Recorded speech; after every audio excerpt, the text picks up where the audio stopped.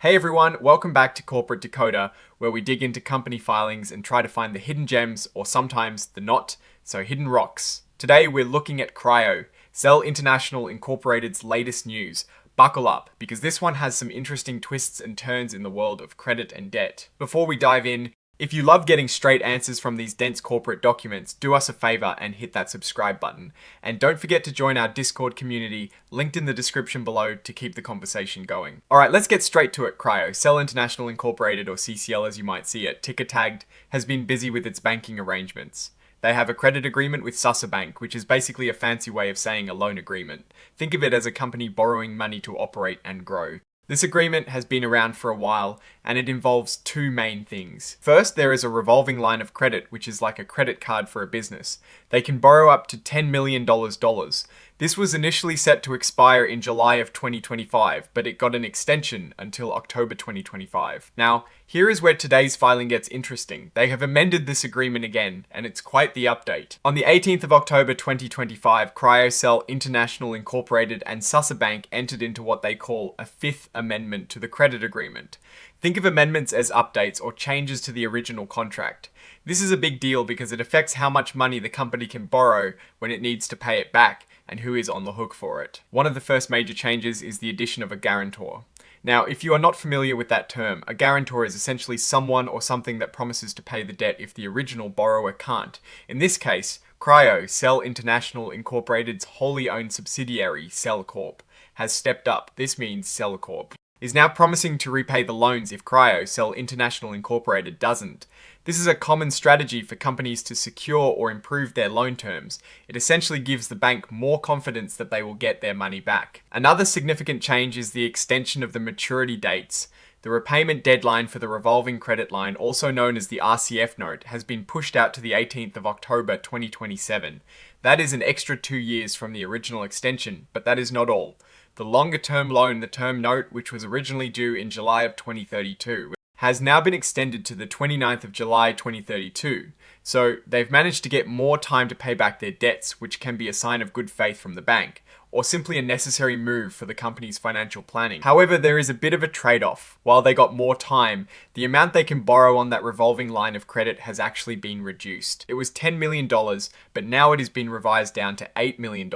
This means they have less immediate access to cash through that particular credit line. It is like your credit card company reducing your credit limit. They still have the card, but they can't spend as much on it. Now let's look at the cost of borrowing. The applicable margin refers to the interest rate that gets added on top of a base rate.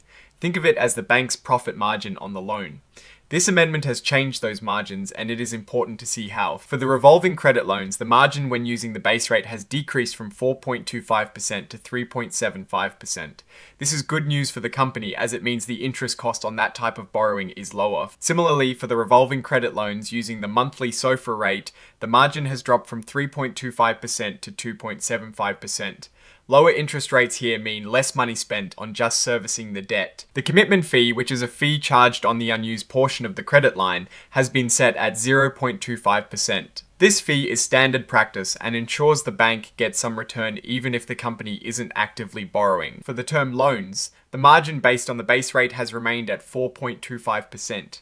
This means the interest cost for this longer term debt hasn't changed, and for the term loans using the monthly SOFR rate, the margin is also unchanged at 3.25%. So while the revolving credit cost went down, the cost for the term loan stayed the same.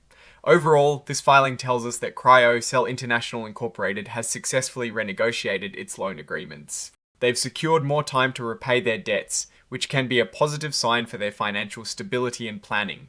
The addition of Cell Corp as a guarantor strengthens the agreement for the bank. However, the reduction in the revolving credit limit might suggest a strategy to manage debt more tightly, or perhaps a change in the company's short-term liquidity needs. The interest rate adjustments are mixed, with some potential savings on the revolving credit, but no change on the term loan.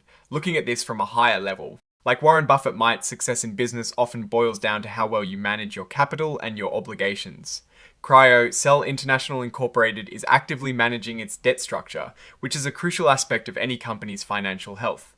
The extended maturity dates provide a longer runway. Reducing immediate pressure, the fact that a subsidiary is stepping up as a guarantor, is a strong indicator of internal confidence and a willingness to put more assets behind the company's debt.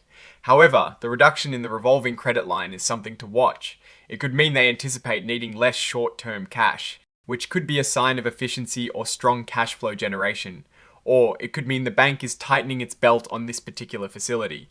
The reduced margins on the revolving credit are a definite win, lowering their interest expenses. But the unchanged margins on the term loan mean that particular cost of capital remains steady. In conclusion, Cryo-Cell International Incorporated appears to be navigating its debt landscape strategically, securing longer repayment terms and slightly lower interest costs on its short-term borrowing. The increased collateral provided by the subsidiary guarantor is a notable move that bolsters their creditworthiness. The key takeaway here is that while they've improved their debt repayment schedule, the reduced access to immediate funds via the credit line warrants attention. We will need to see how this plays out in their future financial reports to get the full picture of their financial direction. What are your thoughts on these debt renegotiations? Do you see the reduced credit line as a positive sign of strong internal cash flow or a potential concern? Let us know in the comments below. If you found this breakdown helpful, please give this video a thumbs up and subscribe for more in-depth corporate analyses. And don't forget to join our growing Discord community for more insights. Thanks for watching, and we'll see you in the next episode of Corporate Decoder.